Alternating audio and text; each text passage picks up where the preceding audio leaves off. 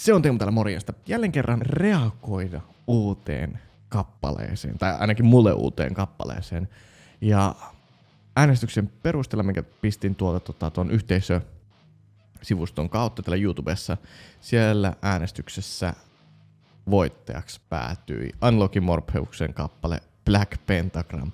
Ja näköjään tuonkin kappaleen typotin oikein lahjakkaasti.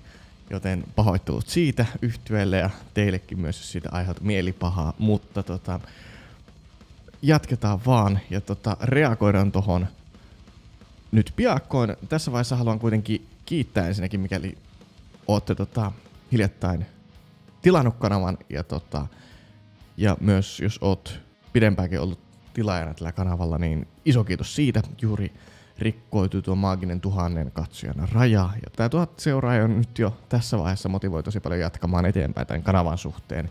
Ja erityisesti tämmöiselle pienelle artistille ja kanavalle tää on erittäin suuri tämmönen virstanpylväs. Jatkossakin varmaankin nämä reaktiovideot on tullut jäädäkseen, koska todella paljon tykkään löytää uusia artisteja. Se on semmonen, mikä on mulle ollut todella vaikeeta viime aikoina, jotenka tässä sitten hyvien suositusten kautta tässä tulee tutustuttua todella hyviin ja uusiin bändeihin. Ja samalla ehkä sitten näette enemmän sitten tätä mun ajattelumallia ja ehkä saatte jotain myös irti siitä, että mitä siellä biisin taustalla sitten on, mihin ei välttämättä aina automaattisesti tulee kiinnitettyä huomiota. Joten eiköhän laiteta kappale pyörimään ja tsekataan minkälainen veisu on kyseessä.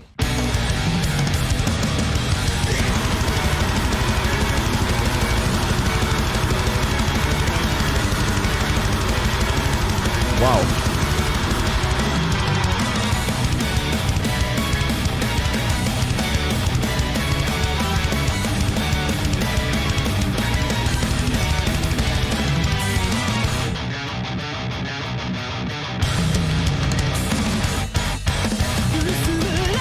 Okei, tässä vaiheessa pakko sanoa, että tämä instrumentaatio oli ensimmäinen asia, mihin kiinnitin tässä huomiota. Ensinnäkin tuolla oli viulu mukana, mikä oli mun mielestä jo semmosena jo mun mielestä tosi siistiä tämmöistä niinku orkesterisoundia. Mutta mä nyt jatkan tästä eteenpäin sitten. Tästä niinku tosi hyvä soundimaailma jo. Näin ensimmäisen 25 sekunnin perusteella tuli niinku mieleen tästä. Mutta joo, lähdetään katsomaan vielä enemmän kappaletta ja pureudutaan sitten myöhemmin yksityiskohtiin vielä lisää. Op.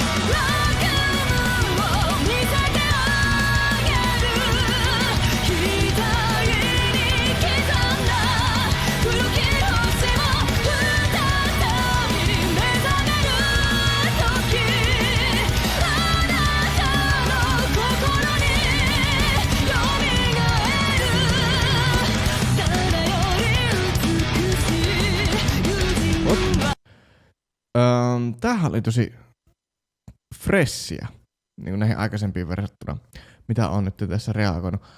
Ensinnäkin kertsi oli todella siistin kuuloinen. Mun mielestä siinä oli tosi paljon melodiaa ja tuossa oli hyvä tämmönen kontrasti, että siellä oli vähän tämmöistä örinälaulua mukana sitten. Ja mikä tästä tekee siis freshimpää sitten aikaisempiin reaktioihin verrattuna, niin tuossa oli suora siirtymä sitten tuohon säkeistön puolelle sitten, seuraavaan säkeistöön, mutta joo, jatketaan taas.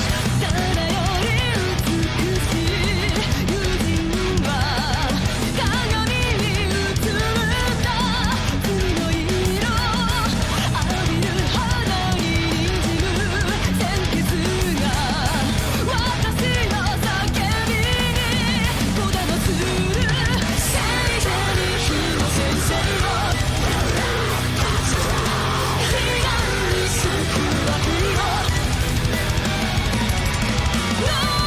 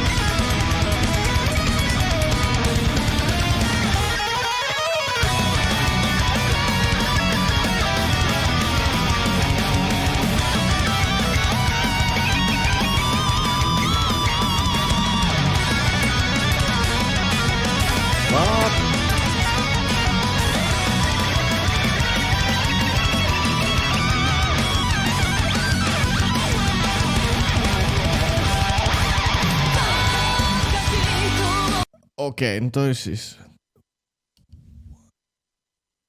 Tossa tapahtui taas jälleen todella paljon semmoista niin kuin huomioitavaa. Ensinnäkin siinä kun lähti tuo soolo-pätkä liikkeelle tuossa äskettäin, niin ensinnäkin mihin kiinnitin huomiota, niin toi vähän niin kuin tuo orkestraatio muuttui ehkä enemmän tuommoiseen neoklassisempaan suuntaan. Et siellä oli mun mielestä, mä en ole ihan varma mikä kosketinsoitin sinne oli laitettu taustalle, plus sitten siellä oli tämmönen arpekkiokuvio. Niin se on semmoisenaan toi sitten mun mielestä niin kuin, vähän tämmöistä klassista fiilistä siihen niin kuin toisella siistillä tavalla.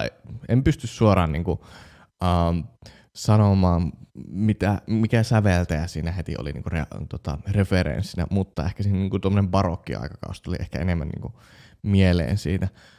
Saatan olla toki väärässä tässä, mutta se näin niinku äkkiseltään tulee niinku mieleen sieltä se cembalo tai joku vastaava. Mutta siis soolohan itsessään oli mun mielestä todella kaunista tilutusta. Sehän on niinku parhaimmillaan se on just tämmönen niin kuin, en tiedä, iskee tosi hyvin tommonen niin kuin soolo, mikä on tekninen, mutta samalla sitten on semmonen niin kuin, sopii tuohon kappaleen yhteyteen. Ja tässä jälleen oli erinomainen esimerkki semmoisesta niin kuin soolosta, mikä sopii hyvin sitten kappaleeseen. Että tää on muutenkin vaikuttaa tämmöisellä trash metal tyyppiseltä sitten biisiltä, pääosin niin kuin tämmöiseltä niin kuin puhtaalla laululla. Mutta katsotaan vielä sitten, mitä tulee lisää.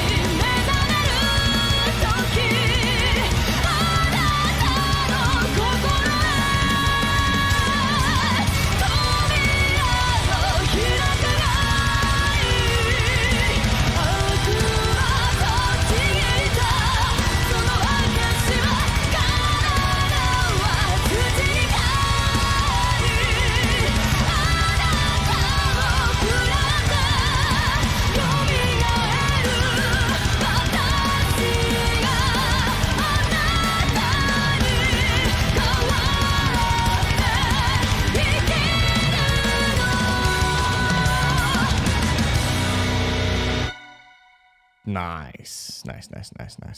Täytyy kyllä myöntää siis, että kaikin puolin erittäin siisti biisi löytää. Mä tykkäsin tosi paljon, miten toi viulu toimi tuolla sitten tuomassa sitten melodiaa sitten vielä vahvemmin ilmi siellä kertsin puolella. Ja ehkä niinku tosta sovituksellisuudesta sitten vielä, jos sitä lähtee enemmän vielä purkamaan tossa, niin toi pre-chorus oli ehkä semmonen sitten osa tuossa biisissä, mikä oli halftimeissa tai halftime-fiilillä, mikä sitten edelleenkin mun mielestä rytmisesti tuo aika siistiä jännitettä ennen sitä varsinaista kertsiä, mikä sitten oli taas niinku full on meiningillä sitten eteenpäin. Siinä kertsissä sitten näin niin kuin ehkä biisin tekijän näkökulmasta sitten huomasin sitten, että tavallaan jälleen kerran sitten se varsinainen koukku kappaleesta oli sitten jätetty sinne kertsin, mikä sitten on, no se on se tärkein kohta kappaleessa erityisesti, koska siis monesti kun on semmoinen kappale sitten, missä on joku muu osa toiminut koukkuna kuin se varsinainen kertsi. Aika harva kappale tulee kyllä mieleen, mutta sitten tuossa kertsissä tosiaan siellä oli se koukku, itse se melodia oli mun mielestä semmoinen tosi siisti. Jäi vieläkin soimaan päähän, mutta pieni havainto sitten vielä melodiasta, että siellä oli jätetty sitten laulumelodian nuo korkeimmat kohdat sitten sinne kertsin puolelle, mikä sitten on myös biisin teossa sitten tämmönen eräänlainen työkalu, mitä käyttää.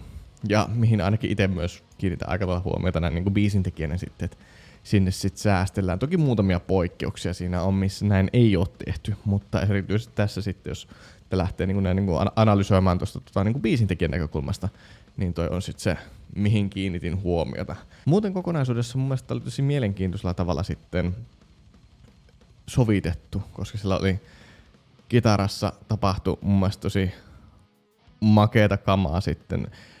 Hyvin tämmönen thrash metal -tyyppinen oli tuo komppi-osio tuolla säkeistön puolella. Ja oli se ehkä kertsissäkin. Vähän sitä soolo-osion puolella sitten oli tämmöstä niin kuin klasari-fiilistä haettu siellä tosiaan niillä arpekkioilla ja sitten instrumentaatiolla, ehkä sieltä niin kuin tuotannon näkökulmasta. Mutta samalla toi sitten kokonaisuudessaan mun mielestä toimi todella hyvin toi koko kappale. Että sen sijaan niin kuin semmoista varsinaista niin kuin kritisoitavaa siitä ei niin kuin mun mielestä ainakaan tällä hetkellä niin kuin tämän perusteella jäänyt. Et mun mielestä niin kuin tässä niin kuin valttikorttina edelleenkin on sitten tuo viulu mun mielestä, mikä se oli siinä niin kuin arrissa sitten käytössä. Kokonaisuudessaan mun mielestä toi oli niin kuin tosi erikoinen kappale verrattuna noihin aikaisempiin, mitä nyt on. Erityisesti mun mielestä toi viulu siinä oli sitten ja vähän tommonen niin kuin neoklassinen fiilis instrumentaation pohjalta sitten, että sinne haettiin sitten tommonen niin kuin kiippari homma sinne taustalle, mikä niinku instrumentaation pohjalta sitten tuo tämmöistä niinku klassista fiilistä aavistuksen verran. Sanoisin, että erittäin mielenkiintoinen kappale. Ja tääkin yhteyttä laitan varmasti vielä lisää sitten tämän reaktiovideon ulkopuolella seurantaa. Mutta kiitos paljon kun katsoit tämän videon, pistä peukku ylös, jätä kommentti ja edelleenkin otan suosituksia vastaan, jos tulee tavallaan kommenttikentässä useampaa samaa, niin mä teen taas tästä ton äänestykseen sitten tonne yhteisösivulle, niin katsotaan siellä sitten lauantaina sitten, että mikä tulee olemaan sitten seuraava reaktiovideo sitten. Toiseksi kappaleeksi tuossa äänestyksessä jäi tuo Baby Metallin kappale, mutta mä taidan ehkä siitä tehdä sitten ensi viikolle reaktion, ellei sitten tuolta nouse sitten jotain semmoista mielenkiintoisempaa. Mutta mikäli haluat tukea mua artistina, muusikkona ja tätä YouTube-kanavaa myös sitten, niin tilaaminen auttaa aina. Myös sitten voit alla olevista linkeistä tsekata vaikka mun musiikin tai sitten liittyä esimerkiksi Patreon-sivustolle, mikä myös jeesaa kaikessa tähän kanavaan liittyen myös. Mutta kiitos kun katsoit ja nähdään seuraavassa videossa. Moikka!